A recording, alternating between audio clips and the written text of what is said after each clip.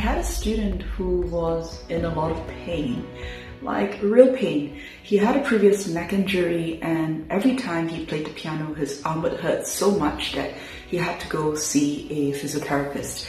Playing the piano was hurting him. And here's the thing that I think would surprise most people. The fix isn't trying to gain more strength or coming up with a clever exercise or finger drill.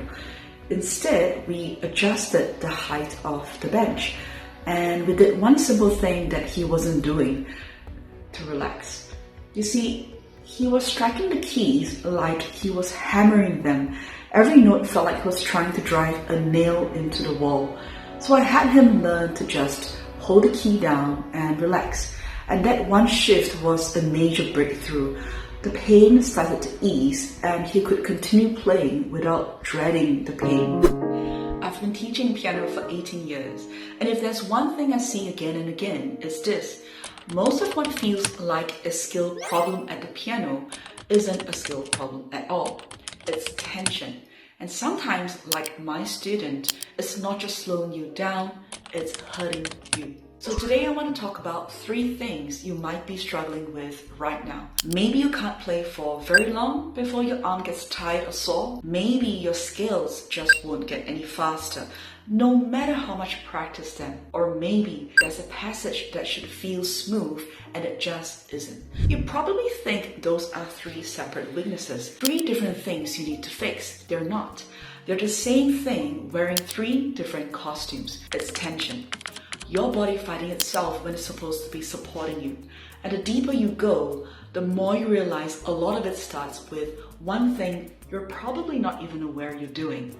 Let me show you. I was teaching a student a tricky passage, and I said to her, "Breathe." And she burst out laughing. She said, "I'm gonna die if I go and breathe." And that's exactly when it hit me. She had been holding her breath through that whole section without realizing it, and her whole body was tense because of it. When we're concentrating hard on getting the notes right, getting the rhythm right, we subconsciously hold our breath. The body braces. We do it without knowing. Here's why that matters so much. That spot where you're holding your breath is always almost the spot you find difficult. So your breath is actually telling you something. It's a signal. When you catch yourself holding it, that's your body saying, "I'm tense right here, and this is the part I'm scared of." So as you play, observe yourself. Ask, am I holding my breath right now? Am I bracing because a hard passage is coming? Just noticing it starts to loosen it. It's the same thing with your hands. Sometimes we do need to expand and stretch the hand to reach a key. That's normal and that's fine. But here's where people get stuck.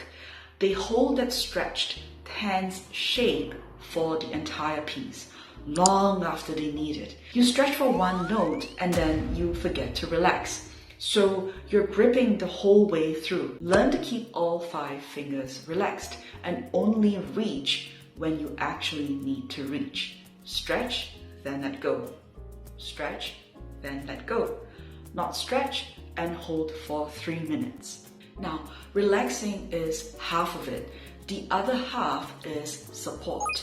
Because tension isn't only about doing too much. Sometimes it's doing the right effort in the wrong place, because the bigger structure isn't holding you up. Playing the piano requires your whole body to be stable. If your finger is in an awkward position, it can't be supported by the rest of your arm.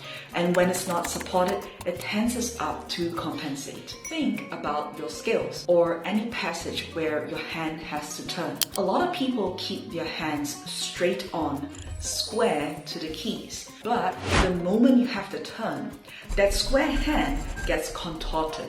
You end up in these weird, cramped angles, and that's where the bumps and the tension come in. Instead, I want you to lay the hand out, still curved, and prepare the turn earlier. Set up for where you're going before you get there. When you prepare the curve and the turn in advance, the passage flows better. Here's a little test I love for this. When you tuck your thumb under in a scale, watch your wrist.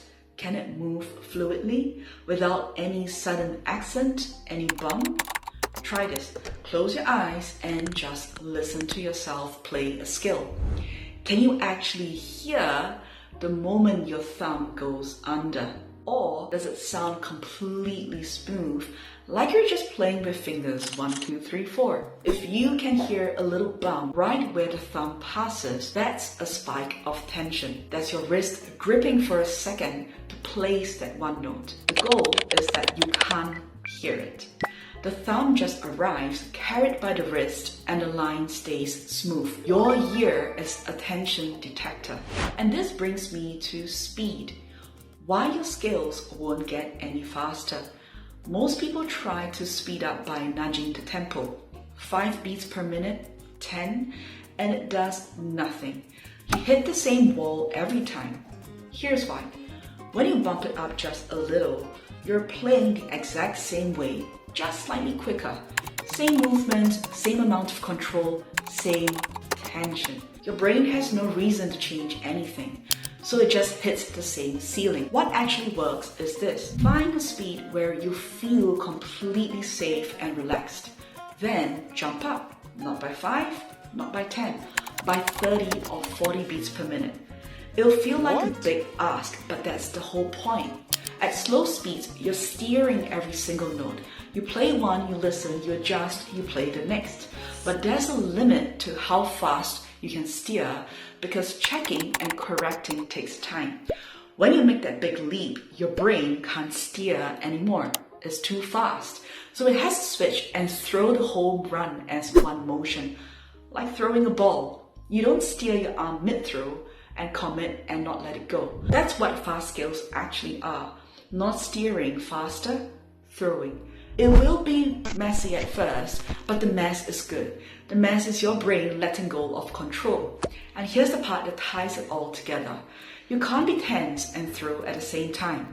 The leap forces you out of that tense, over-controlled, micromanaging state that was capping your speed in the first place. So let me say the thing that goes against a lot of advice you will hear. Brute force repetition does not make you better. Practicing for hours with the wrong method and a tense body doesn't build skill, it builds injury. Going at it harder and harder, fighting through the pain and the tension, that's not practice. That's just rehearsing the tension until it's permanent. What actually helps is thinking, observing, watching your fingers, noticing your hand angles, feeling where the movement is going. Aware practice beats grinding every single time. So if any of this sounds like you, if you can't seem to play a piece or your scales fluently, if your hand, your neck, your shoulders are hurting, if you feel like your marathon efforts at the piano just aren't paying off, this video was for you.